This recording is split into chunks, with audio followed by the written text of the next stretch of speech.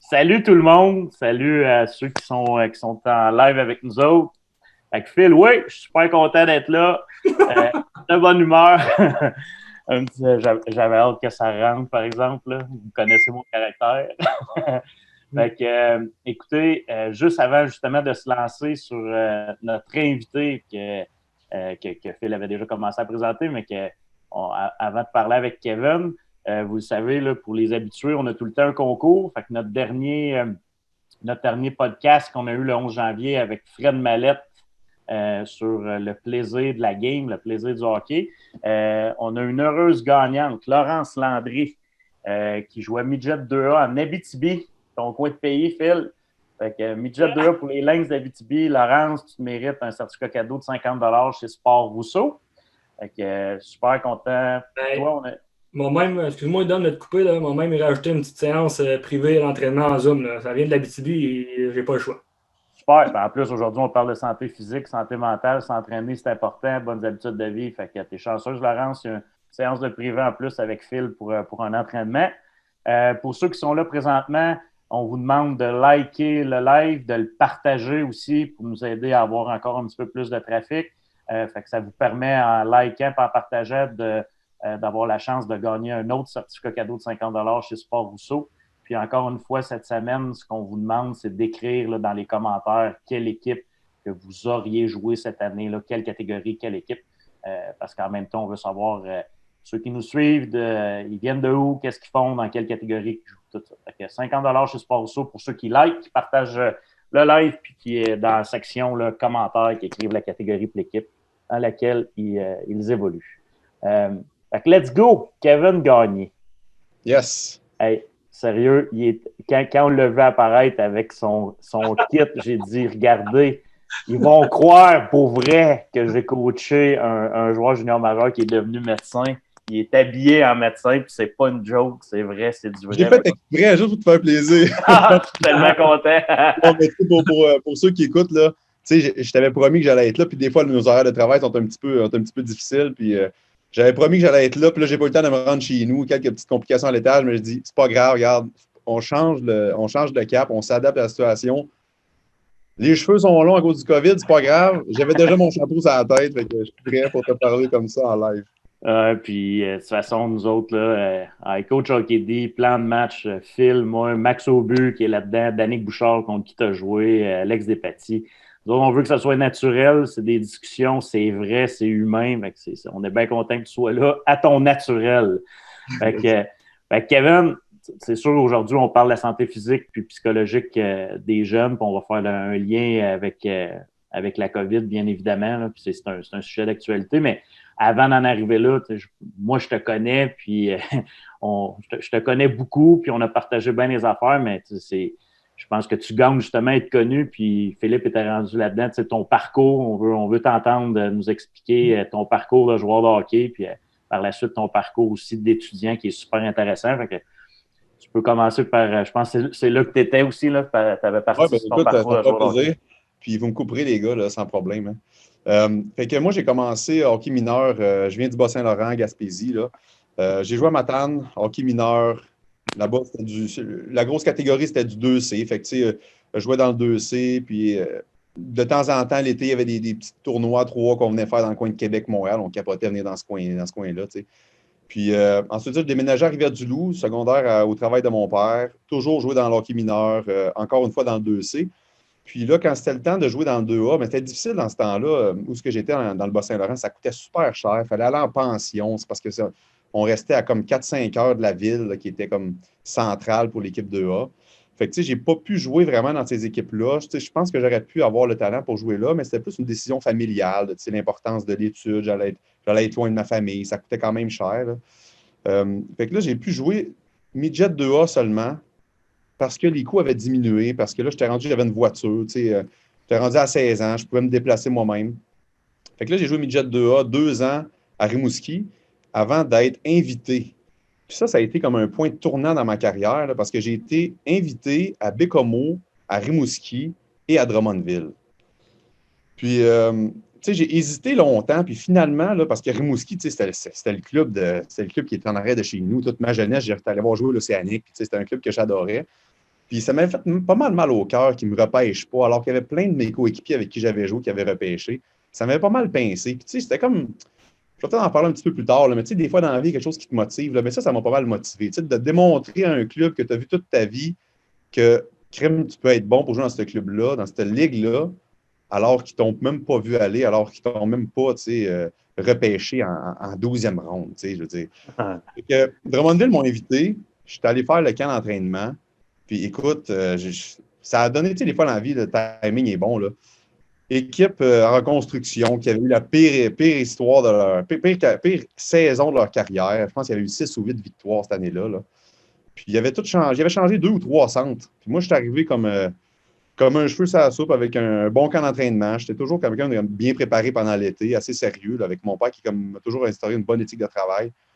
Puis écoute, surprise, faites l'équipe, restez là 3 ans, côtoyer des super bons gars. Ça a comme changé un peu Je pense que ça a changé beaucoup de choses au niveau de ma personnalité, ma façon de travailler. Tu sais, beaucoup d'autres choses à apporter dans la vie en général, autres que juste le hockey, évidemment, qui était quelque chose de gros. Là.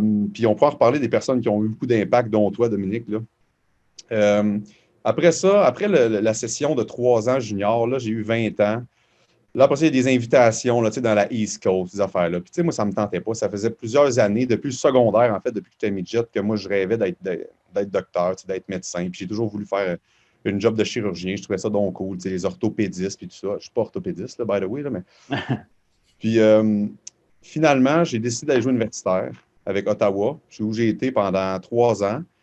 J'ai eu besoin de faire ce move-là parce que pendant mes études, là, au hockey junior, ça a été un peu plus difficile. Surtout la première année où j'ai joué junior à 18 ans, là, j'ai coulé tous mes cours au cégep. Ça a été une année comme un peu crève-cœur parce que j'ai dû éventuellement faire un bac pour pouvoir faire mon rêve qui était de rentrer en médecine. Ça m'a retardé. C'est là que j'en parle de mon premier contact avec Kevin. Ouais, parce bon. Que moi, non, mais tu sais, c'est pour mettre des fois. Tu sais, les gens ne réalisent pas toujours le junior majeur. Là, c'est des jeunes entre 16 et 20 ans. Puis, quand ils disent que c'est une école de vie, là, pour plein de raisons. Positivement, négativement, de l'adversité, tout ça. Mais moi, j'étais arrivé avec les Voltigeurs au mois de novembre parce que Francis Brault, l'entraîneur, avait démissionné. Puis, comme tu disais, c'était pas l'organisation que tout le monde voulait aller. Là, on avait Guillaume Latendresse qui avait 16 ans. C'était un peu le buzz, là, mais le reste, là, il y avait beaucoup de travail à faire. Puis moi, j'arrive au mois de novembre. Puis, dans mon approche de l'enseignement du hockey, j'avais une approche de coaching très pédagogique. Des règles de fonctionnement, je vous posais des questions, vous aviez des examens à remplir, des tests, puis ça. Puis, un pionnier là-dedans parce que on était différents. Ouais, j'arrivais d'une école différente. Mais pour moi, Kevin Gagné, il a toujours les bonnes réponses. Il est allumé, il est alerte, il comprend qu'est-ce qui se passe. Pour moi, ça va bien avec Kevin. Là, pour moi, c'était quelqu'un qui était allumé, qui était brillant. Je vous demande vos bulletins. Je ne sais pas si tu te souviens. Je vous demande vos bulletins du cégep. Là, je reçois ça. Ben voyons donc. Là, c'est pas. Qu'est-ce qui se passe? Là? Ça ne marche pas. Fait que, puis je me souviens, là, ton père n'était pas ben de bonne humeur non plus. Tu avais eu la médaille de gouverneur, je pense, hein, en secondaire 5. Oui, moi, secondaire 5. Puis, mes 2 années midget 2 avant que je rentre avec Drummondville, j'étais secondaire 5, j'ai gagné la médaille du gouverneur général, meilleur moyen de l'école secondaire. Première année cégep, j'ai une cotère de 33. Là, c'est une cotère avec laquelle tu peux rentrer en médecine habituellement. J'avais des super notes, ça allait super bien à Rivière-du-Loup au cégep. J'arrive ma première session au cégep. Puis, comme c'est aussi, je veux dire, j'étais encore jeune, hein, t'as 18 ans, là, c'était pas vraiment si près que ça, là. Tu restais avec Yannick Riedo en pension, hein? Vous couchiez tard, je pense. On se couchait tard, on s'entraînait pas mal, tu sais. On vivait le rêve, écoute, on vivait le rêve. Puis, les 6 premiers cours, puis tout le monde avait à peu près 4 cours au cégep, mais là, la pédagogique, je ne sais pas c'était quoi son titre, là, mais l'aide pédagogique qui était là pour nous, elle m'avait dit écoute, toi, tu as des bonnes notes à l'école, on va te mettre 7 cours. Puis, tu sais, aucune réalité du hockey junior, elle me met 7 cours. C'était bien trop, tu sais. Je veux dire, on était pas partis sur la route. Puis, le pire, c'est que j'ai coulé mes 7 cours, en fait, dont un cours d'éducation physique, la première session. Puis, toutes mes notes là, que je regarde aujourd'hui dans mon bulletin, c'est 0, c'est 9, 9 c'est 19, c'est 23. Mais en fait, là, c'était comme un 9 sur 10, un 19 sur 20, puis un 23 sur 25. C'est quand t'es allé, t'as eu une bonne note quand t'es allé. J'avais des bonnes notes, mais ils m'ont mis dehors parce que j'avais trop manqué de cours. Ouais. Moi, je m'étais fait dire, ben non, tu n'es pas obligé d'être à cours, tu sais, ils connaissent ça, ils vont te faire des examens après. Mais écoute, j'allais voir un professeur, puis tu te prends pour qui, toi? Tu sais, pourquoi tu penses que tu peux venir dans un cours sur 4, puis avoir une note comme ça? Puis là, j'ai comme. Écoute, c'était l'enfer. Ça, c'était un des pires moments dans ma vie. Je suis avec mon père se mettre là-dedans, puis qu'il aille te voir dans ton bureau. Ouais, puis il avait dit là, qu'est-ce que vous allez faire? Parce que moi, il repart, là, on le sort d'ici. Là. Écoutez, là, je pense que j'y avais dit de mémoire, j'avais dit donnez-moi un break, là. On va mettre de l'ordre, là, puis ça va se replacer. Puis on a travaillé fort, puis là, Alexandre Cusson est arrivé comme conseiller pédagogique, puis c'est toute la structure qu'on a mis en place. Puis ceux qui voulaient étudier, ils pouvaient étudier, puis là, ça a reparti tes affaires, là, mais je m'en souviens comme c'était hier, Kevin, j'avais pris ton butin, voyons donc, il peut pas avoir, je me souvenais pas 9 puis 19. Mais qu'est-ce que c'est ça? Qu'est-ce qui se passe? T'sais, moi, j'en apprenais, là, j'étais arrivé en novembre, là, je voyais tout ce qui se passait dans l'organisation. Pas grand-chose à cet âge-là. J'avais perdu le fil complètement parce que j'avais déjà quelque chose de bon d'accumuler dans ma vie. Puis en une session, tout a changé. Là. Puis quand tu veux rentrer en médecine, une session avec des notes comme ça, c'est terminé. Là. Tu ne peux pas accéder à rentrer en médecine avec ton cégep. Fait que, évidemment, à partir de là, je ne me rendais pas compte, mais c'était 3 ans de plus que j'allais faire dans le futur. Mais c'est ça. J'étais bien content d'être dans le junior, puis c'était des belles expériences que je ne regrette pas du tout, hein, avec toute la maturité que ça m'a apporté. Là. Fait que non, c'est ça. Puis là, on était rendu quoi? Après ça, universitaire à Ottawa. Ça a été aussi une très bonne décision avec des bons collègues. C'est aussi un horaire à l'université qui est comme plus compatible avec une vie d'étudiant où là, j'ai étudié. Là, j'habitais avec ma blonde, Claudia, là, qui est aujourd'hui ma femme, avec nos enfants et tout ça. Ça fait plusieurs années qu'on se connaît. En fait, depuis ma dernière année junior à Drummondville, c'est là qu'on s'est rencontrés. Puis là, elle m'a appuyé. Écoute, puis encore une fois, quand j'étais à Drummondville, j'ai eu toi, j'ai eu Alexandre Cusson. C'est mes 2 personnes qui m'ont sauvé depuis que mon père m'a dit il faut que quelqu'un me mette ça à la map. Là. Puis après ça, quand ça a été le temps d'être à Ottawa, je peux dire que c'est vraiment ma blonde qui m'a sauvé parce qu'encore là, c'est facile. Tu as 20 ans, 21, 22. Tu peux partir sur le party avec tes chums à toutes les fins de semaine. Le monde est à l'université, c'est ça qu'ils font. Mais non, j'étais pas mal sérieux, puis j'étudiais beaucoup, ça me prenait des bonnes notes parce que là, j'avais scrappé ma cotère avec le cégep. Fait que j'ai fait mes 3 années de bac en biomed, puis ensuite de ça, j'ai réussi à avoir une cote nécessaire pour rentrer en médecine. Puis là, j'ai déménagé de Ottawa, j'ai fini ma carrière avec 3 années universitaires avec les GGs. Puis là, j'ai rentré en médecine, puis là, c'est une autre carrière de 12 ans qui vient de terminer en juillet. Là. Fait que là, pour l'instant, moi, je suis tout juste nouveau patron comme gynéco-oncologue. Ça veut dire que j'ai fait ma médecine qui est 4 ans. J'ai fait ma spécialité comme gynécologue de 5 ans. Et j'ai fait par la suite une surspécialisation qu'on appelle un fellowship là, en 2 ans pour être chirurgien cancer gynécologique. J'ai fini en juillet, puis là, je pratique depuis 6 mois à Laval, à la Cité de la Santé. Good. Solide parcours. Je te lève mon chapeau, en tout cas, parce que c'est pas évident. Écoute,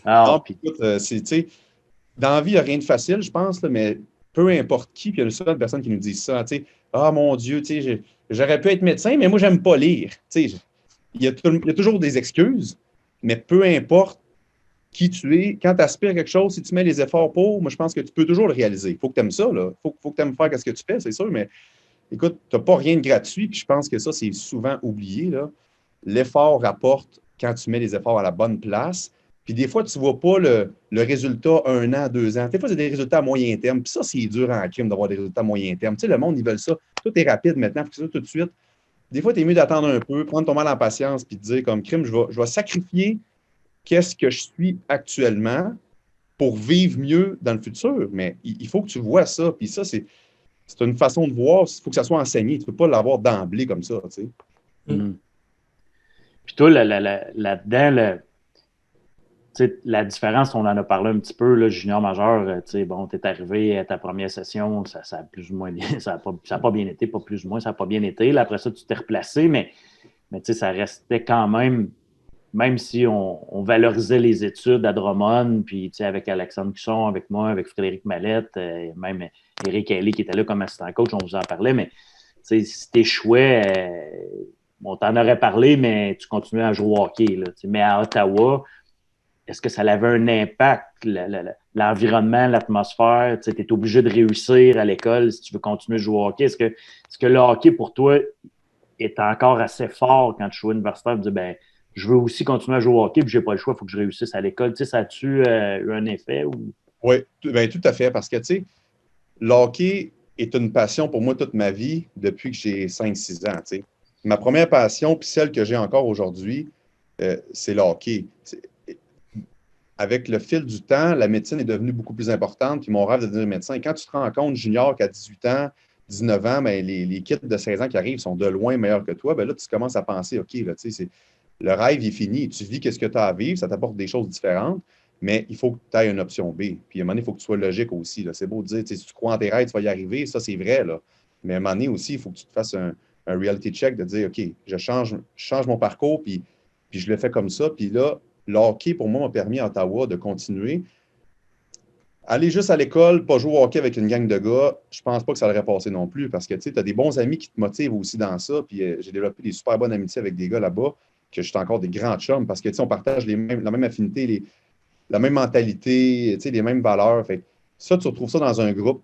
Puis de jouer au hockey, de faire ce que tu aimes, qui te permet d'avoir des bourses scolaires, qui te permet de t'aider à payer tes études. Puis, tu sais, ça aussi, ça motive, d'avoir une bourse d'études en fonction de ta cote. Puis, si tu n'as pas de cote, tu ne peux plus jouer au hockey. Moi, je ne peux pas me permettre à 20 ans, tu sors du junior, tu es en pleine forme, tu adores le hockey, de ne plus jouer, ça aurait été un échec qui aurait pu. Ben, ça aurait mis fin à tous mes rêves, je pense, parce que ne pas faire du sport en étudiant, j'aurais pas été capable de faire, je pense. Je suis trop actif, là, ça m'aurait pris quelque chose d'autre. Mm-hmm. Fait que ça t'a aidé beaucoup, puis tu sais, ça va probablement être le prochain sujet là, du prochain podcast, là, le hockey universitaire, là, avec Marc-Étienne Hubert de l'UQTR qui va venir. Puis en même temps, on va parler de la game de hockey aussi, mais je trouve ça dommage qu'on n'ait pas plus de programmes universitaires au Québec, puis même que ce ne soit pas plus valorisé à travers le Canada, parce que les jeunes, comme tu dis, il y en a un paquet là, que c'est un clash là, quand ils sortent du junior, puis même des jeunes qui sortent du collégial, d'arrêter complètement le hockey quand tu as 20 ans, puis d'être capable de le faire en continuant d'aller à l'école, comme tu dis, c'est win-win. C'est un bien pour un bien tout le temps. C'est ce que tu as vécu. Ouais, puis tu sais, souvent, là, tu sais, oui, tu es majeur à 20 ans, 21 ans, mais faut pas oublier que, tu sais, à 20, 21 ans, tu es quand même encore influençable beaucoup, là. Tu sais, ton parcours que tu as fait toute ta vie, je veux dire, à cet âge-là, avec les opportunités que tu as de partir de toutes les nouvelles options parce que tu es arrivé dans le monde adulte, tu sais, tu peux changer vite de choix de vie, puis des fois, tu ne fais pas des bons choix de vie. Fait que de garder un cadre de discipline avec une équipe sportive qui continue à avoir une éthique de travail, continue à avoir des moments où tu dois respecter l'autorité avec ton coach. Tu prends ton mal à la patience quand tu perds. Des fois, tu n'es pas compté. C'est un cadre que tu as besoin, qui m'a permis à moi aussi de me recentrer un peu. En tout cas, je pense que c'est essentiel d'avoir ça. Et ça m'a permis, en jouant peut-être pas 70 matchs par année, mais 28, de décrocher progressivement du sport sans faire un trop gros clash, comme tu dis, qui, selon moi, aussi est néfaste. Parce que si tu t'accroches à rien puis tu te ramasses dans le vide, ben là, tu deviens hyper stressé, anxieux. Puis tu sais, quand tu ne sais pas ce qui t'attend, là, c'est là qui est le pire. Là. L'humain, quand tu ne sais pas ce qui t'attend, on en parle avec le COVID actuellement, là, tu ne sais plus quoi faire. Tu n'as plus de repères, c'est le stress, puis l'anxiété, là, je veux dire, ça te mange toutes tes habitudes de vie. C'est très néfaste pour la santé globale. Bon, mais il nous lance, là, Phil, hein? C'est vers ça. Là, ils arrêtaient de me parler de ma carrière de hockey. Là, on va parler du sujet, là, aujourd'hui. Tu sais, juste pour... avant d'y aller, là, tu sais, je le dis souvent, puis d'ailleurs, le hockey, là, au Québec, en passant, là, Kevin, peut-être que tu le savais pas, là, mais il y a 80% des jeunes qui jouent au hockey qui jouent dans du hockey récréatif, dans du simple lettre. Il y a 20% qui font de l'élite. Fait que, la pratique du hockey pour les jeunes, à la base, c'est le plaisir, c'est pour la santé. C'est ça aujourd'hui là, qu'on parle, c'est de ça qu'on parle. Puis avant même la pandémie, moi, j'ai réalisé bien des choses, puis j'ai réalisé beaucoup de choses parce que veux pas, moi, j'arrive, au départ, j'ai fait du hockey pour le hockey d'élite, là, midget 3A, puis junior majeur, puis tout ça, puis là, on est là-dedans, mais au Collège Saint-Bernard, depuis 2006, là, ça me ramène les deux pieds sur la terre. Là. Tu travailles dans une école, tu vois c'est quoi les jeunes, tu vois c'est quoi des adolescents. Tu vois, c'est quoi la majorité des gens, ce qu'ils vivent. Puis toi, ton opinion, oublions la COVID, oublions la pandémie, ton opinion en général des jeunes sur leur santé physique et mentale en 2020-2021, t'en penses quoi, là, indépendamment de la COVID? Sans lien avec le sport, là, sans aucun lien avec le sport. La santé mentale, on en parle beaucoup depuis quelques années. C'est beaucoup plus répandu qu'on le dit actuellement. Et déjà maintenant, depuis quelques années, on dit que c'est plus répandu qu'on pense. Ce que je veux dire, c'est que la santé mentale, c'est super fragile. Les enfants entre eux, tu sais, puis je généralise même pas, là. La santé mentale est fragile chez les jeunes. Les jeunes sont malléables dans tous les sens du terme. Ils ont des influences mauvaises qui viennent de beaucoup, beaucoup, beaucoup de médias, beaucoup, beaucoup de télé-réalité, puis tout ça, qui est toujours, toujours embelli. Fait que ça, c'est un des points négatifs de la santé mentale de ces années-ci, des années 2020. Et la santé physique, écoute, la santé physique, là, pour donner des statistiques rapides, là, je peux me tromper, là, mais c'est pas mal ça. Tu sais, depuis, je te dirais, une trentaine d'années, l'obésité chez les jeunes, là, ça l'a passé d'à peu près 2-3 % dans les années 80, là, début 80 à 10-12 % actuellement. Fait que là, tu viens de monter en 30 ans un taux d'obésité de 5 fois. Ça, c'est la population qui va avoir 35-40 ans dans 20-25 ans. Tu sais. Déjà, actuellement, l'âge adulte, l'obésité est 2-3 fois plus élevée dans les 30 dernières années. Fait que juste l'obésité et la sédentarité, ça, si tu prends juste ces facteurs de risque-là, sont des facteurs de risque pour la plupart des cancers les plus fréquents et la majorité, sinon toutes les maladies chroniques qu'on peut penser.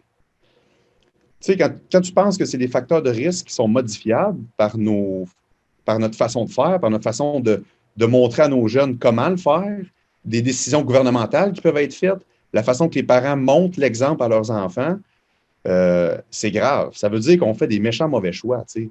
Puis là, je suis pas en train de dire que tout est négatif puis ça va donc mal dans le monde, là. C'est juste que, tu sais, comment on peut en arriver là en 2020 alors qu'on est supposé être beaucoup plus intelligent, apprendre de toutes nos erreurs, mais on n'a pas compris, tu sais. Puis les jeunes, dans 25 ans, ils vont être malades. Puis la solution pour moi, étant un passionné de hockey, que ce soit au hockey ou n'importe quel sport, c'est faisons bouger nos jeunes, apprenons-leur des bonnes éthiques de travail. Puis, comme tu le dis, c'est pas juste l'élite qui a le droit d'être en santé. Oui. Tout le monde bouge. Tu sais, le jeune élite là, qui est en pleine forme jusqu'à 15-16 ans, puis qui décroche, puis qui a passé des mauvaises habitudes de vie, ça n'a rien servi si tu n'as pas inculqué que l'importance dans ta vie de jeune, si tu veux la garder toute ta vie, ta pleine santé, puis de faire tout ce que tu veux dans la vie, c'est d'être en forme, c'est d'être actif, c'est de bien manger. Fait que, tu sais, moi, je pense que le sport est une grande solution, puis on voit peut-être certaines décisions, puis je ne veux pas me lancer en politique, là, mais je pense que bien qu'il y a des mots qui sont dits, il y a peut-être certaines décisions ou certaines attitudes du gouvernement qui ne sont pas assez fortes pour motiver nos jeunes à faire du sport. Ben, tu sais, vite de même, l'exemple direct en avant de nous, avec mettons, le COVID, tu sais, les chiffres je ne les connais pas par cœur, mais tu sais, ça doit être eux, mettons, qui en décèdent ou qui ont des plus grandes complications à cause du COVID. Souvent, ils ont un autre facteur relié, tu sais, d'une autre maladie ou quelque chose, souvent de l'obésité, exemple. Puis, à cause qu'il y en a beaucoup, beaucoup. Mais tu vois, on a tellement d'annonces qui passent, le masque, le 2 mètres, c'est partout, mais moi, j'ai pas vu personne, notre gouvernement, nous dire aller, à part aller prendre des marches dehors. Et ça n'a pas été beaucoup, je sais pas si ça se dit, promu de l'activité physique. Ça n'a pas été mis de l'avant beaucoup de faire de l'activité physique puis de prendre soin de ça. Ou là, ça commence à en parler, tu sais. Mais ça, écoute, ce que tu dis là, c'est excellent parce que tu te rends compte que la prévention, quand on parle, tantôt, j'ai parlé dans mon parcours, la prévention, c'est un mécanisme à moyen terme que tu vas prévenir. Mais on n'aime pas ça faire du moyen terme puis du long terme parce que c'est long et tu ne vois pas les résultats. Fait que la prévention, c'est dur de mettre des efforts là-dedans. Mais quand tu vas voir des effets à court terme rapides, puis tu mets des solutions comme un masque, ben oui, là, c'est essentiel. On ne mettra pas ça en doute. Là, je veux dire, c'est essentiel, mais c'est beaucoup plus facile de mettre une action rapide avec un résultat rapide que de prévenir quelque chose en avance, alors que ça prend beaucoup d'efforts. Tu sais, ça, c'est pas valorisé. Fait qu'effectivement, tu as raison là-dessus. Ben, tu sais, puis là-dedans, on est. Puis moi, tu sais, je regarde aller ça, puis j'aime ça avoir des discussions avec toi. Tu es dans le milieu, tu es up-to-date versus qu'est-ce que la science, les statistiques, tu arrives avec tout ça. Fait que on n'est pas juste dans la perception. Tu sais, moi, des fois, je suis dans la perception. Tu sais, je regarde à l'école, tu sais, mon échantillonnage, tout ça, mais tu sais, je regarde ce qui en est dans les dernières années, puis je regarde qu'est-ce qui s'en vient. Puis, on est beaucoup. Le sport, selon moi, c'est un outil incroyable à court terme, sur des actions, comme tu dis, à court terme, pour avoir des résultats à court terme, puis en même temps, faire de la prévention parce que c'est des habitudes que tu prends. Fait que, tu sais, c'est un mix des deux, mais on n'investit pas dans les installations sportives. C'est encore géré par des bénévoles. Puis encore une fois, puis ça, à chaque fois que je dis ça, j'ai rien contre les bénévoles. Au contraire, je leur lève mon chapeau. Mais c'est un monde essoufflé, le bénévolat. Là. Tu sais, il y en a de moins en moins qui vont dire ben, moi, j'ai du temps à donner, puis tout ça. Fait que là, puis on le sait, là, la vie va vite, les familles, les deux parents travaillent, puis c'est go, go, go, go, go, go. Fait que les jeunes, ils reviennent, sont dans la maison, sont sur les réseaux sociaux, sont sur ces tablettes, puis ci, puis ça. Puis après ça, ben, le sport est plus ou moins organisé. Fait que là, tabarouette, ce qui s'est fait dans les 10, 15, 20 dernières années, ça va être quoi? Qu'est-ce qui s'en vient plus tard? Puis, c'est inquiétant. Puis comme tu dis, ça prend du leadership à un moment donné avec des actions concrètes. C'est en plein ça que j'allais dire. Écoute, c'est excellent parce que ça va prendre des leaders parce que chacun peut travailler à petite échelle. Là, puis c'est ce que je te regarde faire, ce que je vous regarde faire en ce moment, c'est malade. Vous parlez du plaisir de la santé. Un gars qui était dans la compétition comme je te connais, un winner, tu as gagné partout où tu es allé, tu as fait du haut niveau. Là, tu te rends compte de ça, tu as un clash avec le collège, puis tu te rends compte que tout le monde a besoin de ça. Puis ça a à être vendu à tout le monde. Puis on a besoin que les gouvernements agissent pour qu'ils mettent l'emphase sur ça. C'est ça qu'on a besoin, des investissements. Tu sais, c'est une culture. Les pays nordiques le font. Les écoles, oui, c'est pas le même budget, mais aux États-Unis, là, les collèges, ils ont une façon de monter la logistique de tous les sports avec les études qui est quand même supérieure selon moi. Je veux dire, on ne peut pas comparer parce qu'on n'a pas la même méthode de financement, là, mais il y a quand même quelque chose qu'on peut aller chercher de plein de nations où on pourrait améliorer notre système. Puis, maintenant, une question, je te la pose direct. C'est quoi là, qui se vit dans les hôpitaux? C'est-tu si pire que ça? Là? C'est quoi? C'est-tu si pire que ça? J'imagine. Là, mais qu'est-ce qui se vit présentement par rapport à la COVID? Parce que où est-ce que je m'en vais, Kevin, là, c'est qu'on voit encore, il y a eu du déconfinement un petit peu, là, mais le sport, les jeunes, rien. Puis là, c'est, ben ouais, mais là, on a peur, on a peur que les hôpitaux soient trop, bon, OK, là, peut-être, moi, je suis quelqu'un d'équipe, là, mais là, je commence à en avoir mon casse, là. Je trouve, parce que, tu sais, moi, je veux pas, je suis dans le milieu du sport, là, fait que, disons que depuis mars passé, là, c'est tranquille en tabarouette. Je comprenais tout ça, mais là, je veux savoir, toi, ton opinion. C'est quoi la réalité? Je vais te donner mon... Puis, tu sais, il faut que je fasse attention à ce que je dis aussi, mais je te donne mon opinion personnelle, là. Les hôpitaux là, sont débordés, sont épuisés. Pourquoi? Parce qu'il manque de ressources.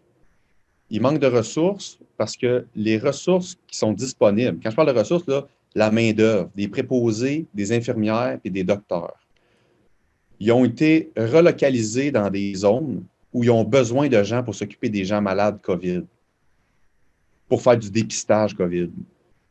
Puis les gens, ils ont tombé infectés par le biais de quelqu'un ou ils ont été testés. Un de leur famille a été testé positif, il faut qu'ils sortent du milieu de travail, qu'ils se fassent tester. Le nombre de gens qui ont manqué dans le milieu se compte par milliers au Québec. Fait que quand il manque 1500 infirmières dans 3-4 hôpitaux, tu sais quand même que moi, Kevin Gagné, je vais opérer mes patientes malades demain matin. Là, je suis disponible, moi. Faites-moi en faire les opérations tous les jours, je suis toujours disponible. Mais la patiente que j'opère, qui est malade et qui mérite d'être opérée, moi, je l'opère, j'ai fini ma job, je m'en vais, mais elle va monter à l'étage, se faire hospitaliser. pendant 3-4 jours. Mais il n'y en a pas de lit, puis il n'y en a pas d'infirmières pour s'occuper du malade. Fait que là, on manque d'infirmières. C'est pour ça que là, ils commencent à créer certains programmes là, pour faire accélérer les formations, puis tout ça, des préposés. Tu sais, on l'a vu, là, comment ça fonctionnait. Mais on est un peuple qui est peu nombreux. On est un peuple qui n'est pas tellement riche. Fait que là, il faut investir dans tout ça. On n'a pas de main-d'œuvre. Puis, le COVID, les patients malades de COVID rentrent à pocheter dans les soins intensifs, où on met les efforts, où on relocalise des anesthésistes, des médecins pour aller s'occuper des gens COVID. Fait qu'à un moment donné, il manque de docteurs, il manque d'infirmières. Tu sais, la capacité pour le faire, on pourrait le faire. Les gestes, les actions, exemple, quand ils parlent toujours des chirurgies qui sont reportées, mais on peut les faire, les chirurgies.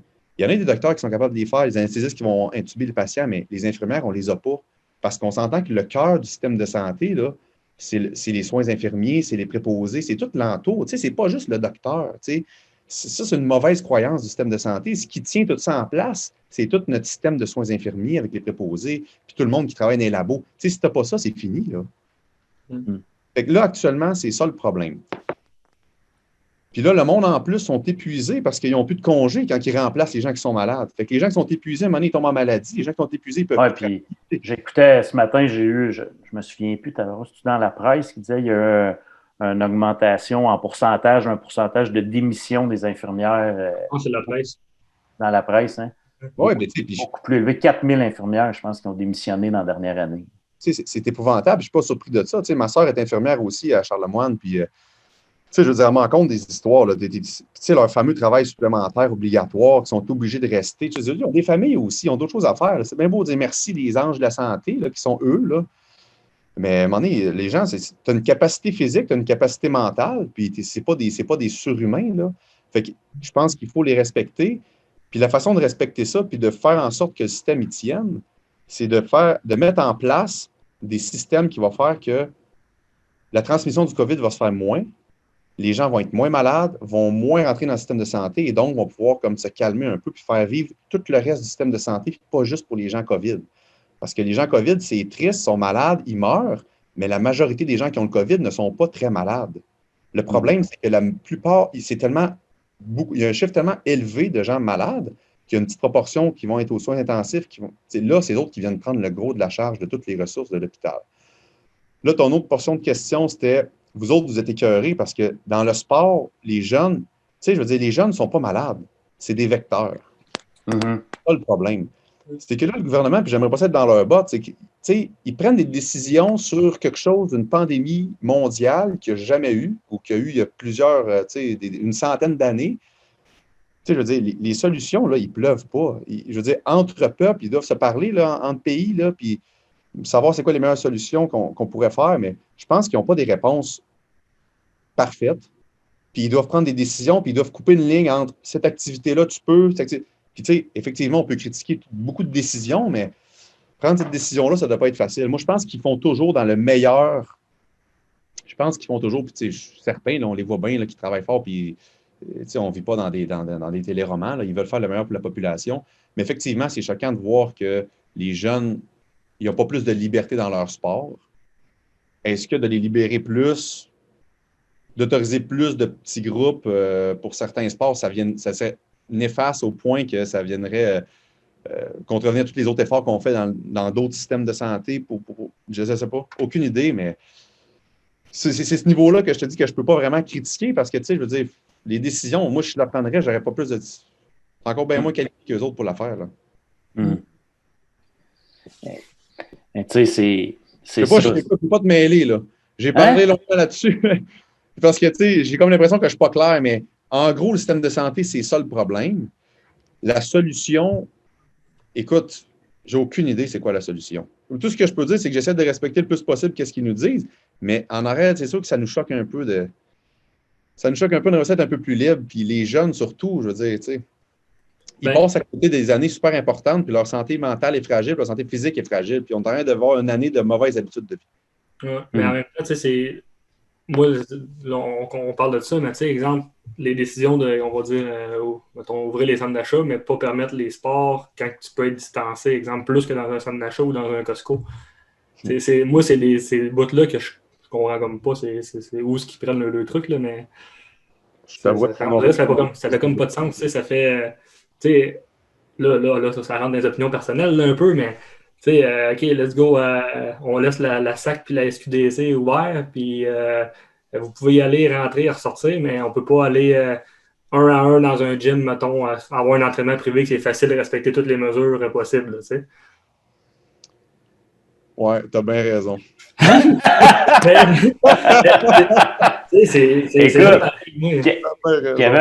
Kevin, où est-ce qu'en tout cas, moi, je vais la donner mon opinion. Moi, ce qui me choque, là, c'est une accumulation, à un moment donné, de choses, des fois, qui nous choquent.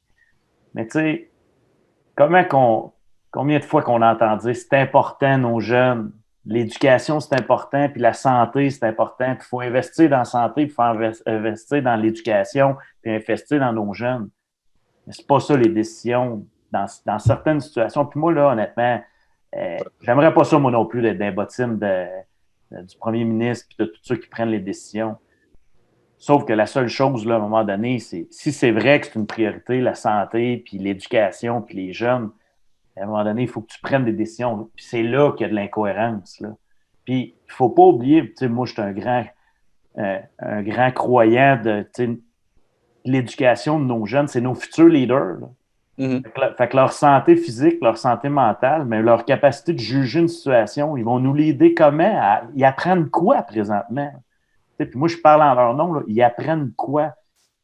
Moi, j'ai 2 adolescents dans la maison, ça va super bien. On est chanceux en plus parce qu'ils font du sport, sont en sport-études, fait qu'ils font du sport à l'école.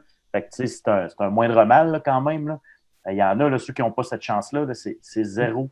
Fait que là, c'est là, l'accumulation à un moment donné de leur dire, ces jeunes-là, on pense à vous autres, puis c'est ça, mais il faut qu'il y ait des actions. Il faut qu'il y ait un plan.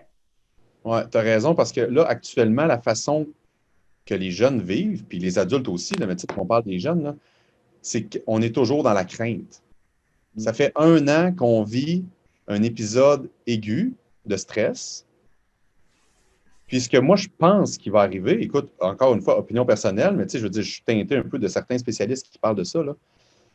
C'est une situation qui va probablement être chronique. Une situation qui va probablement être chronique dans le temps, dans l'évolution, avec beaucoup moins de répercussions puis beaucoup moins de personnes atteintes. Là. Mais on est en train de vivre depuis 1 an un épisode de stress aigu où tout le monde est sur la peur, tout le monde est sur l'anxiété constant, tout le monde se méfie, puis là, on perd nos repères et on ne sait pas ce qui nous attend.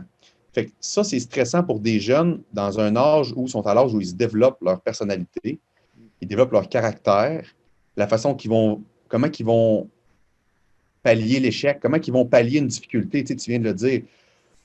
Ça veut dire que là, tu as un travail de rattrapage non seulement au niveau de la santé physique, mais au niveau de la santé mentale des jeunes.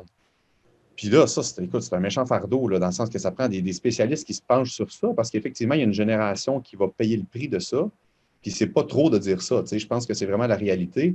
Tu ne peux pas vivre à 11-12 ans dans le stress chronique de voir tes parents tout le temps avec un masque qui te dit « Mets ton masque, touche pas à ça, lave tes mains, t'approche-toi pas l'autre. » Sors de l'école pendant 1 semaine, fais du télétravail, tout le monde parle, l'enseignant en parle, c'est tout croche un peu.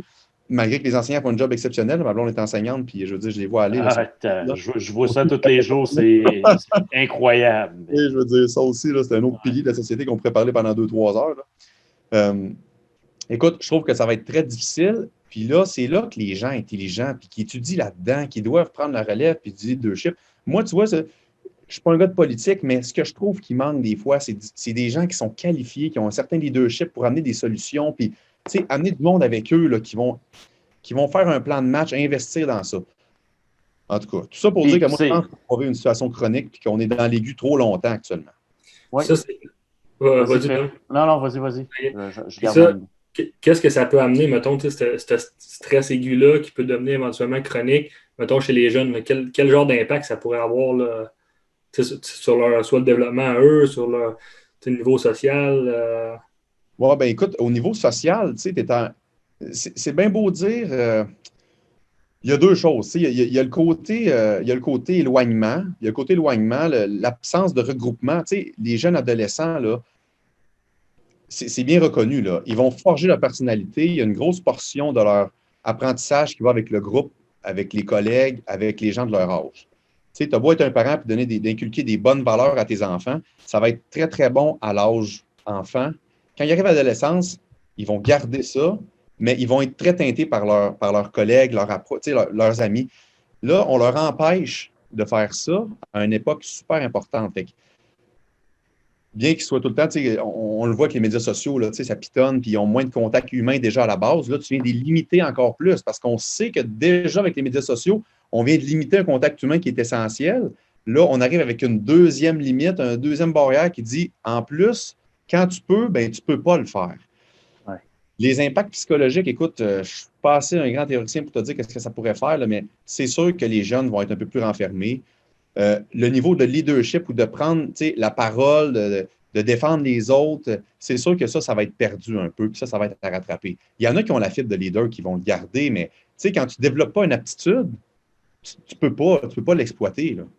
Fait que là, tu viens de perdre une année pour certains jeunes de développer des aptitudes qui sont devant le public, parler, s'exprimer. Là, ça va en faire des gens qui sont un petit peu plus introvertis. L'avenir va nous le dire, là, mais effectivement, tu vas avoir des répercussions de santé mentale sur l'anxiété. Parce que quand tu es toute seule, tu ne peux pas faire de sport, bien, ton endorphine, tu en sécrètes bien moins. Tu gères bien moins le stress, tu dors bien moins bien. Puis écoute, ça en découle du stress, moins de confiance personnelle. Tu sais, à long terme, il y a des répercussions. Maintenant, on va voir ce que ça va dire, mais à court terme, c'est ce que je peux te dire. Non, puis c'est super, Kevin, comme réponse. Puis la partie que tu as dit de se servir d'équipes de spécialistes ou des gens. Je lisais ce matin un article là, de Radio-Canada. Là, il y a un médecin, là, Luc Degary, qui est de l'Association des médecins de sport et de l'exercice. Il fait partie de l'Association des médecins de sport et de l'exercice. Je pense que c'est un médecin de Laval, lui. Oui, exactement. Puis il n'est aucunement consulté. Puis là, c'est là. Puis moi, aujourd'hui, j'ai parlé à mon chum Chico, Enrico Ciccone, parce que, mais tu sais, Chico, il se bat pour ça, là. Tu sais, lui, ce qu'il veut, exactement ce qu'on vient de dire, donnez-nous au moins des actions, quelque chose. On veut vous entendre. Les jeunes veulent vous entendre. Arrêtez de dire on pense à vous autres, puis c'est important la santé mentale. Ça, c'est des mots. Là. Puis moi, c'est ça que je m'attends aussi des fédérations. Les fédérations sportives, là, je m'attends pas à ben là, on a de la régie, puis là, il va falloir des remboursements, puis c'est triste. Non, je m'attends OK, nos jeunes, là, puis avec des médecins, puis là, ça prend quelque chose, puis ça prend un mouvement. Tu sais, on sort, puis on fait la grève pour pas mal moins que ça, là, des fois, c'est des affaires. Mais là, c'est nos jeunes qui sont nos futurs leaders, puis là, c'est encore une semaine, encore 2 semaines, parce que moi, comme tu as dit, ça ne se réglera pas dans un mois, tout ça, là. T'sais, ceux qui pensaient là, qu'on a dit bon, hey, elle est partie 2020, puis bienvenue 21, puis c'est réglé. Puis que là, on voit arriver une coupe de hey, ça a l'air qu'on va avoir un vaccin, là, il y a des doses qui s'en viennent, ça doit être réglé la semaine prochaine. Non, ça ne sera pas réglé la semaine prochaine, ça ne sera pas réglé dans 3 mois, ça ne sera pas réglé dans 6 mois, ça ne sera pas réglé complètement dans un an. Là. Ça va être quoi, puis ça va être quoi la place, puis c'est ça. Puis tu as tellement raison. Puis écoute, les grands motivateurs, là, parce que moi, j'aime beaucoup écouter un motivateur qui s'appelle Eric Thomas, qui est sur YouTube. Là, écoute, il est incroyable, ce gars-là. Puis des fois, il dit souvent que ce qui manque dans le leadership du monde qui veulent donc faire, c'est qu'ils attendent toujours l'opportunité. Ils attendent l'opportunité. Là, on attend que le COVID finisse pour mettre en chose ci puis ça. Non, créer l'opportunité. Arrête d'attendre, elle ne viendra jamais. Non. Fait que ceux qui réussissent, là, ils n'attendent pas après rien. Ils foncent dans le tas puis ils font leur affaire. Fait que là, il va falloir que ça se fasse comme ça. Le COVID n'est pas fini. Il y a d'autres choses dans la société que le COVID et que les personnes hospitalisées. Fait qu'on peut-tu mettre des efforts et des ressources dans autre chose, d'autres sphères de la société pour aller gagner sur les habitudes de vie de nos jeunes, aller faire du sport, investir avec les fédérations? Tu sais, je pense que là, on dit ça, puis ça a l'air facile. Puis effectivement, je pense que quelqu'un qui s'y met, qui connaît et qui est dans la bonne position, peut le faire facilement, mais ça prend quelqu'un qui le fasse. Puis je le sais très bien là, qu'il y a une partie, là, ça c'est mon opinion, là, mais c'est mon opinion, mais je vais dire je le sais pareil. tu regardes comment il y a de l'insécurité à repartir le sport, c'est à cause qu'il y a de l'insécurité, comment il va être géré à cause des bénévoles, puis c'est des parents, puis ci, puis ça. Ben, c'est ça le problème. Prends de l'argent, investis au lieu de garrocher là, à gauche puis à droite, là, puis à un moment donné, donner de l'argent, en tout cas, peu importe, là, on pourrait en parler, mais embauche des gens qualifiés, rémunère, puis assure-toi de la sécurité puis du bon fonctionnement, si ça, c'est une priorité. Puis en même temps, le rôle de la population qui se donne le droit de faire le sport, bien, soyez assez intelligent pour respecter l'autorité. Tu t'en vas glisser à montagne sur le coin de la ville, puis il y a 2-3 jeunes qui font la sécurité avec un dossard, puis qui disent aux gens de se tasser de 2 mètres. Mais crime, on est en pandémie mondiale, puis ils mettent la peine de mettre 3 petits jeunes travailleurs qui font ça. On peut-tu les écouter à la place de rire de. Moi, je n'ai vu tout ça, je me disais comme ça n'a pas de sens. Tu as 3 jeunes qui travaillent probablement, là, soit bénévoles, soit pour la ville, comme ils sont là, puis ils aiment ça, puis là, ils vont avertir des adultes avec leurs enfants qui glissent de s'espacer pour respecter le règlement. On n'est pas capable de suivre ça. T'imagines comment ça fait dur? Ah oui. T'as tellement raison. Là.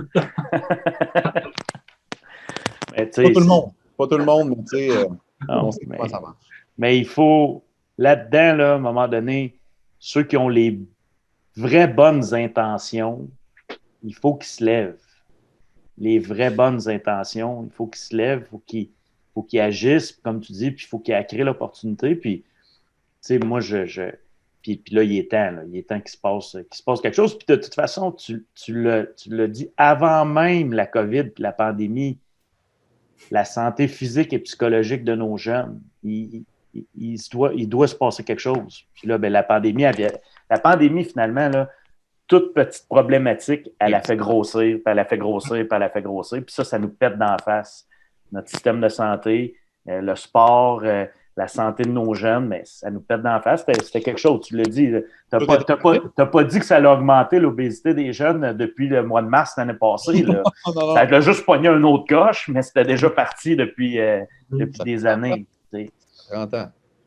Fait que c'est là aussi qu'à un moment donné, si on se ramène dans cette pensée-là, puis on se ramène ceux qui sont passionnés de hockey, les jeunes qui sont passionnés et qui veulent jouer au hockey, c'est pas pour faire des joueurs de hockey professionnels. De toute façon, il y en a moins d'1%. Oui, ils aiment le hockey. Le hockey devient un moyen, un levier de motivation. Puis c'est une opportunité en servant du hockey de faire bouger les jeunes, de leur parler d'alimentation. Parce que d'ailleurs, ça donne une affaire que je la pose souvent à Phil. Toi, là, jouer au hockey, tu te mets-tu en forme pour jouer au hockey ou tu joues au hockey pour te mettre en forme? Oui, c'est ça. Ben là, ça, c'est l'inverse. Ouais. Il y en a qui se font, moi, je joue au hockey pour me mettre en forme. Je peux te dire une affaire. Il va lâcher le hockey, ça sera pas long. Il aime plus ça, le hockey. Ben, je joue plus. Moi, je joue plus. J'aime mieux faire du ski alpin, moins tough. Je fais du ski alpin comme je backcheck quand je joue au hockey.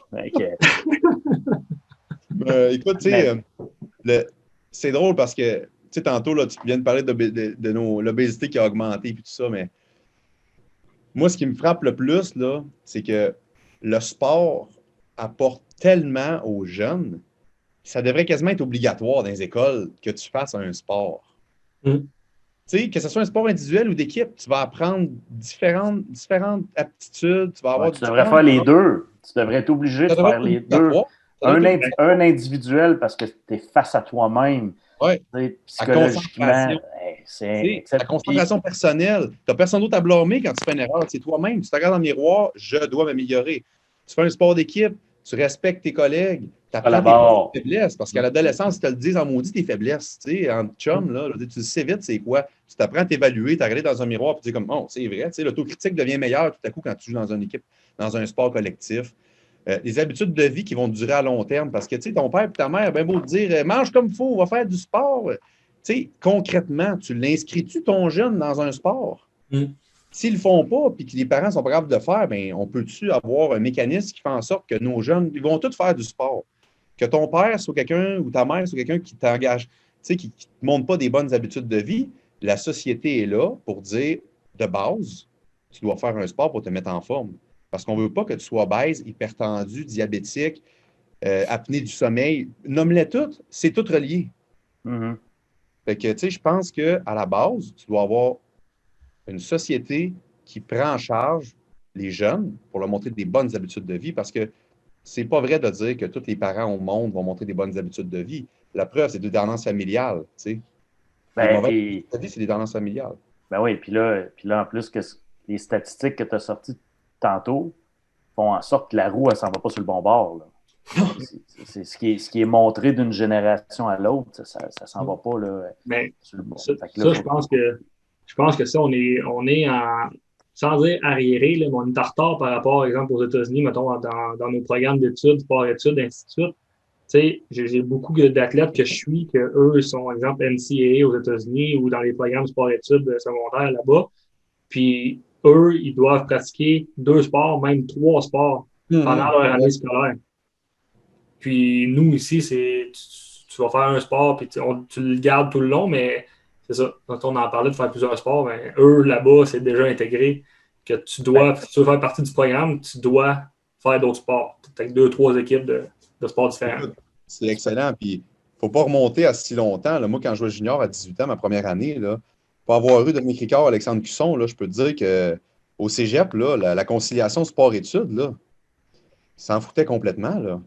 Tu sais, tu joues au hockey junior, OK, puis il y en a d'autres qui font d'autres choses, mais il n'y avait pas la réalité de c'était quoi un joueur junior. Il n'y a pas personne qui voulait vraiment nous aider à concilier les deux. Fait que, tu sais, à un moment donné, tu sais, l'éducation non plus n'était pas dans le même bateau. Là. Oui, le sport a du travail à faire, mais le cégep non plus n'était pas très fort à concilier ça. Là. non, non, C'est un mais gros manquement, puis c'est pas tellement vieux. Là. présentement, on a le sport au Québec a très, oui, il y a des programmes de sport-études, puis il y a des ligues scolaires, il y a certaines choses comme ça, mais en très grande partie, le sport est géré par des fédérations, c'est du sport civil. Fait qu'il n'y a pas de lien nécessairement avec l'école. Puis ce n'est pas non plus une très grande mentalité que le sport sert à éduquer. Le sport, il sert à vivre une expérience, puis souvent une expérience de compétition. Exact. C'est ça qui est. Ouais. C'est là la problématique. Puis pas correct. c'est ça qui n'est pas correct. Puis c'est là la différence aussi entre, tu parlais des États-Unis, Phil, puis tantôt Kevin a parlé des pays scandinaves. Ben, le sport est un des outils pour le développement global du jeune. Tandis que nous, dans nos programmes sport-études, ben c'est souvent même les fédérations qui veulent des écoles.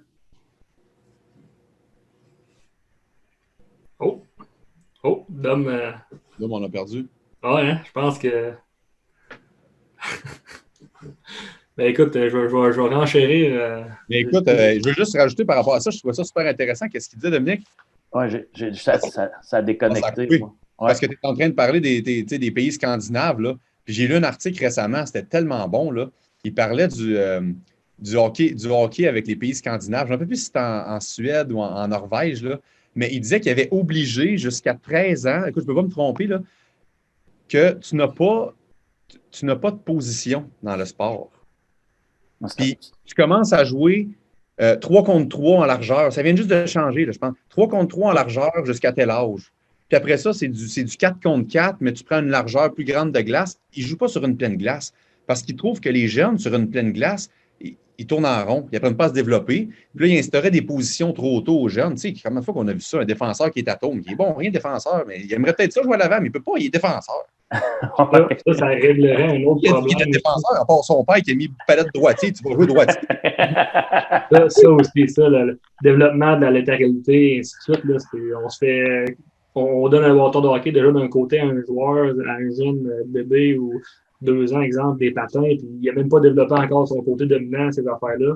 Puis tout de suite, en tout cas, ça c'est un autre aspect, là, mais ça réglerait justement un autre problème qu'on a, exemple, l'élite qui ont beaucoup plus de glace, exemple, que le récréatif.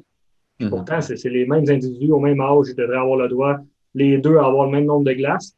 Ben, le fait que si on couperait les glaces en plus petites parties, tu sauves sur des glaces. Il y a 2-3 games qui peuvent jouer. On a commencé à le faire. Présentement, c'est rendu novice comme ça. Là. Il n'y a plus de pleine glace là, au Québec, là, novice. Ah. C'est des demi-glaces. Puis ça l'a libéré de la glace. Les jeunes sont plus souvent sur la glace. Puis au niveau du développement du développement strictement relié au hockey, là, c'est bénéfique. Là, parce que... Il commençait à être temps un peu. Pour revenir tantôt sur on parlait de faire deux sports, des sports individuels, ainsi de suite, pour développer les aspects parfaits. Pour développer les aspects côté mental, ainsi de suite, que c'est pas la même game collective versus individuelle, mais aussi de pratiquer, trop souvent, surtout, exemple, moi, mettons, dans mon temps, là, quand je jouais, j'étais plus jeune, c'était beaucoup, tu jouais ta saison de hockey. L'été, c'est quoi tu faisais? Tu allais faire des power skating, tu allais faire des camps de hockey, du 3, du ci, du ça, beaucoup, beaucoup. Ça commençait à changer de pratiquer, faire d'autres sports, ainsi de suite. Puis le fait de pratiquer d'autres sports, c'est d'un, ça te permet de décrocher un peu, développer d'autres qualités physiques, puis mentales, mais là, on parle beaucoup de mental, ainsi de suite. Si on regarde du côté physique, si tu fais tout le temps le même sport, tu as tout le temps les mêmes contraintes sur tes articulations, sur tes muscles, sur tes os. Le fait de faire un autre sport, tu vas développer des nouvelles contraintes, des nouvelles charges externes sur tes muscles, sur tes articulations, sur tes os. Fait que tu vas te développer encore en fait mieux, puis tu risques d'avoir moins de blessures dans ton sport quand tu reviens ou dans la vie en général. Excellent, ça va. Là, tu le vois que le kinésiologue est. Ouais, c'est ça que j'allais dire. Mais c'est bon, c'est ça pareil. Je me réveille à m'amener. Non, mais c'est vrai, c'est ça pareil. Puis, je veux dire, sûrement, vous l'avez vécu en tant que joueur ou en tant qu'entraîneur, c'était ça pareil avant. C'était hockey 12 mois par année. Commencer la saison, t'es brûlé. T'es brûlé mentalement. T'es brûlé. Écoute, je pense que c'est ça. On s'entend comme quoi que c'est important, puis il y a un enjeu de société là-dedans. Puis pour vrai, on s'implique beaucoup. Hockey Projection puis iCoach Hockey, on s'implique beaucoup là-dedans. C'est pour ça aussi que, en 2021, on l'a lancé sur plaisir, santé puis entraide. L'entraide, là, on va annoncer quelque chose au printemps là, sur une activité justement qui va aider à amasser de l'argent pour venir en aide parce que tout ce qu'on veut, c'est que les jeunes bougent plus. Qu'il y ait des opportunités, qu'il y ait de l'encadrement pour bouger plus, parce que finalement, la santé mentale, au départ, à part de la santé physique. Tu ne peux pas mentalement être capable de gérer le stress puis diminuer l'anxiété si tu ne fais rien, si tu ne bouges pas. Ça ne fonctionne pas. Ta confiance personnelle, ton estime personnelle. Les jeunes, la santé personnelle, la santé physique, l'obésité chez les jeunes est une grande source d'anxiété puis de perte d'estime personnelle. Qu'est-ce qu'ils font après ça? Ils prennent plus de décisions, sont timides, sont introvertis. Écoute, ça part de simplement le poids, point final. Puis c'est pas en lien avec oui, les jeunes, c'est en lien avec l'image parce qu'on sait qu'est-ce qu'ils font avec les médias sociaux, mais c'est en lien avec ta santé physique aussi, là. Tu as moins d'énergie, tu as le souffle court, tes articulations sont sous tension, tu es plus blessé. Écoute, on peut en parler encore longtemps. C'est multifactoriel, tout ça. Là, que ce soit, peu importe, là, tout est multifactoriel. Là. Si on regarde, par exemple, la perte de poids, le monde va dire je vais commencer à bien manger. Si tu es stressé, tu dors pas bien, tu risques ça risque de pas marcher ton affaire de perte de poids. Si on regarde, par exemple, Dom, ta roue du succès en arrière de toi, enlève une sphère, là, ta roue ne tournera pas bien. Là. Ça marche pas. Tout est interrelié. Tout finit par être interrelié. J'adore vos 3 mots de 2021. Le plaisir, santé, entraide, là, c'est vraiment solide. Parce que le cerveau humain, là, il marche avec le plaisir. T'as beau, qu'Alexandre Daigle qui n'avait pas de plaisir à jouer au hockey. Je ne sais pas pourquoi je pense à lui quand je vois ça, plaisir. Là, écoute, il n'y a rien qui ne marche pas sans plaisir. Tu vas le faire de courte période, tu feras pas sans. Tu vas t'investir dans quelque chose que tu aimes. Quand tu es passionné, tu vas faire des heures, tu vas faire des sacrifices, tu vas faire tout ce qu'il faut. Tu aimes ça, tu vas continuer. Ça fait combien d'années que tu fais ce métier-là, Dominique? Tu es passionné. On se parle au téléphone 5 minutes, ça dure 1 heure de temps. Parce que tu aimes ça. Ben, j'aime ça, puis parce qu'il y en a qui me l'ont transmis, puis parce que, à un moment donné aussi, tu aimes ça, tu travailles, tu te développes dans quelque chose, tu te développes, tu deviens compétent. Puis ça, là-dedans, ça a été ça l'autre fois aussi avec Fred Mallette, le plaisir. Mais le plaisir, pour développer le plaisir, là, ça prend quelqu'un qui va t'accompagner, qui va te coacher, parce qu'il va te donner confiance en toi, il va te faire essayer des choses, il va te renforcer. Mais encore une fois, c'est là que ça prend un plan, puis ça prend du monde qui s'occupe de nos jeunes. C'est tout le temps ça. J'en reviens tout le temps à ça. Mais oui, le plaisir, sans plaisir, la santé ne sera pas là, puis ça ne fonctionnera pas. Okay. Hey, moi, Kevin, pour terminer, à moins que Phil ait d'autres questions. J'ai vu un commentaire là, que ça pourrait être la peine à parler. Mais... vas-y, puis après ça, moi, je garde mes deux choses que je veux que Kev nous partage. On a un certain Mathieu Sainte-Marie qui dit Kevin avec les abs de feu. Kevin quoi? Avec les abs de feu. Quand je suis arrivé à 18, 19 ans, 20 ans, là, écoute, moi, mon taux de gras n'était pas très élevé. Dès que je me mettais un penché, ça paraissait vite. Hey, d'ailleurs, il n'y a pas un gros taux de gras. Qui ça? Mathieu Sainte-Marie non plus, il n'y avait pas un gros taux de gras. On ne l'écœurera pas, lui. On va le laisser tranquille. Mais toi, non, tu n'avais pas un gros pourcentage de gras, puis tu tombais vite en déshydratation, hein, avec les jambes crispées à Shawinigan. Il faisait chaud dans cette arène-là. Mon fun d'un playoff. J'arrive d'un... Commencer à la game. 3-4 chiffres. Ben, Red, il rentre au bench. Je suis plus capable, J'ai rempli solide. Ah oui. Ah, mais tu sais, je pense qu'à ce moment-là, tu sais, je m'alimentais probablement, j'ai jamais été comme un grand mangeur, fait probablement que je ne mangeais pas assez pour les calories que je dépensais, je ne remplaçais pas mes électrolytes, tu sais, à un moment donné, ça se développe, là, la science du sport, là, puis probablement que prendre juste de l'eau alors que tu perds tous tes électrolytes, j'étais brûlé, j'étais les jambes sciées en deux, comment dire?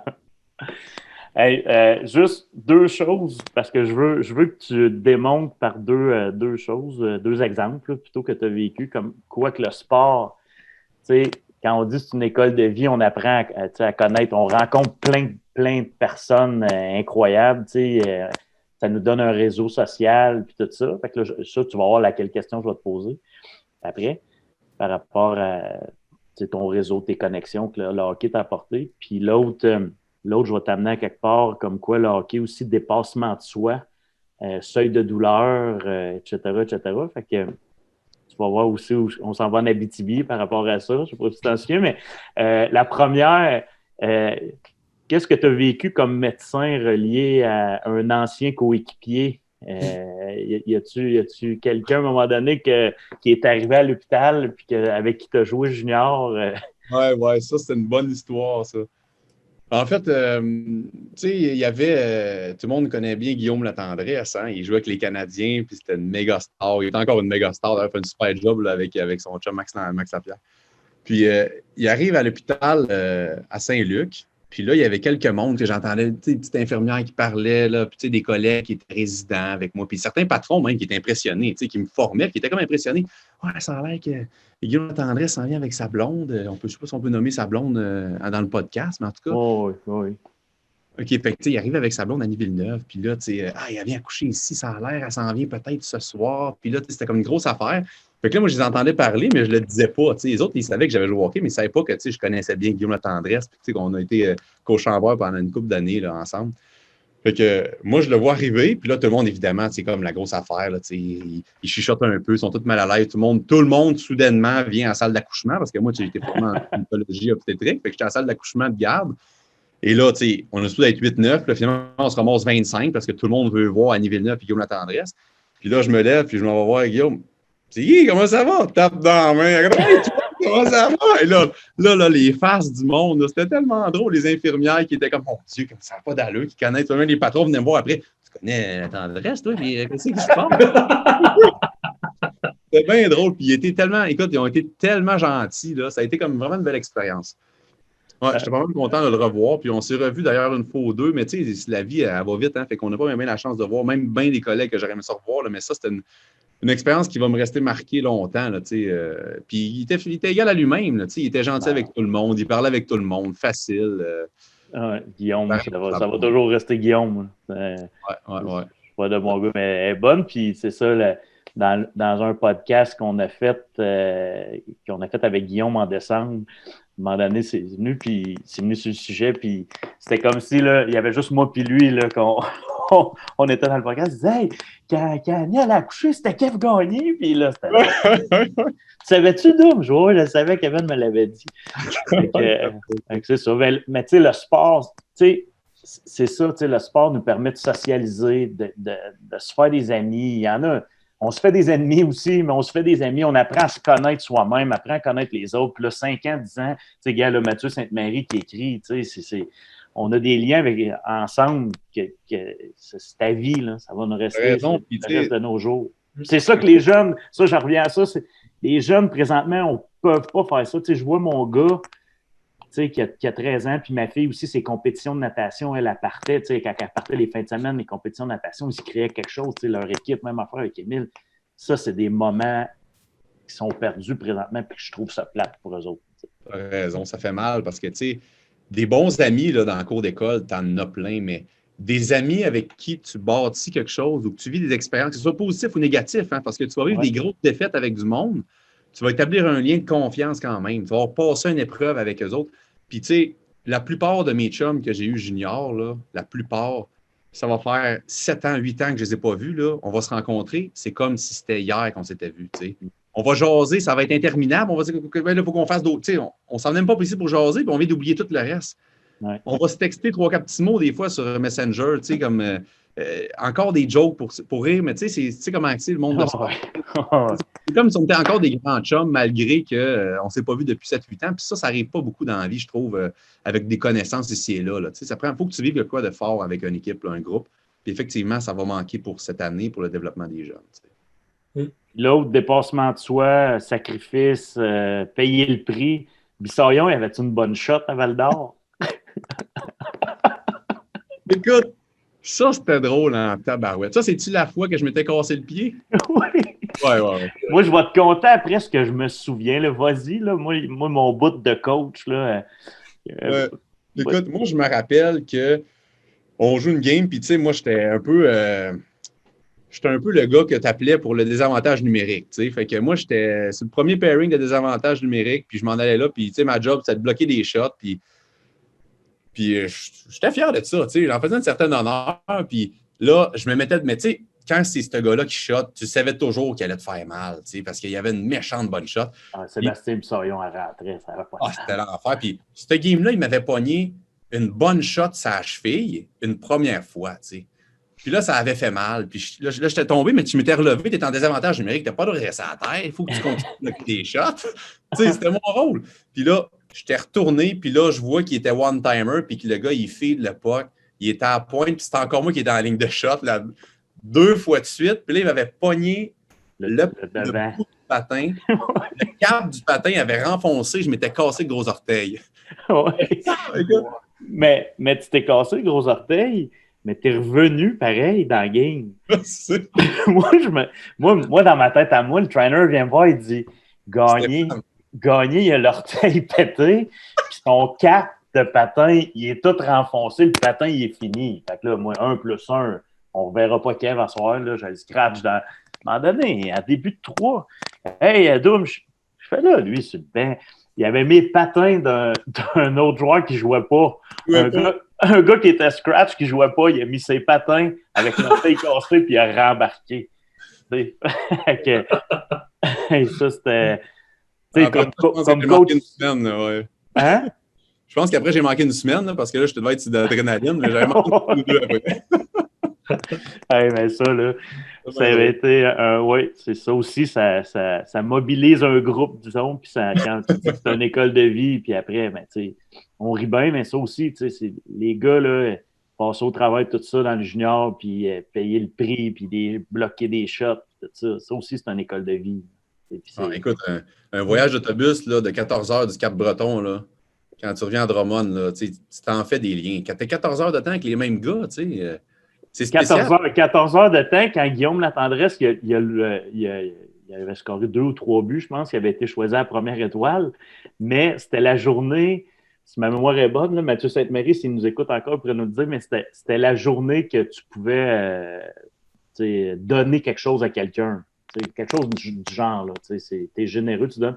Fait que Guillaume Latendresse, quand ils ont nommé Guillaume Latendresse la première étoile, puis qu'il a embarqué sur la glace, il a laissé embarquer Mathieu Sainte-Marie à la place.